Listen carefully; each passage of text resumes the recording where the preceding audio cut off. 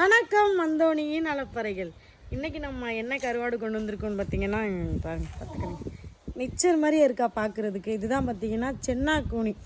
இந்த சென்னாக்கூனி பார்த்திங்கன்னா எங்களோட ஃபேவரெட். ஏன்னா இதில் பார்த்திங்கன்னா தொக்கு வச்சு நம்ம எப்படி தான் சாப்பிட்டாலும், ஆனால் இது இப்படி தான் சாப்பிடணும்னு ஒன்று இருக்குது. அது என்னென்னு பார்த்தீங்கன்னா துவையல்.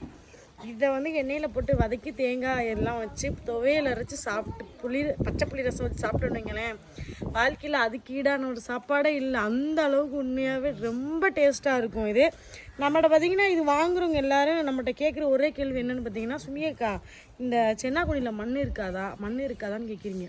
இப்போ நிறைய பேர் அவங்களுக்கு மண்ணாக கொடுத்துருக்காங்க போல இருக்குது. அதனால தான் அந்த கேள்வி நம்மக்கிட்ட கேட்காங்க. நல்லா பாருங்கள், கொஞ்சம் கூட மண் இருக்காது. பாருங்கள், அப்படியே வாயில் அள்ளி போடுறேன். மண் இருந்தால் என்னால் சாப்பிட முடியாதுல்ல எடுத்து. என்னக்கா பச்சையாக சாப்பிட்றீங்கன்னு நினைக்காதீங்க.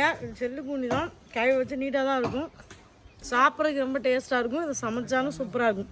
உங்களுக்கு இந்த கருவாடு வேணும்னா நான் கீழே கொடுக்குற நம்பருக்கு வாட்ஸ்அப் மெசேஜ் பண்ணி வாங்கி சாப்பிடுங்க. சூப்பராக இருக்கும்.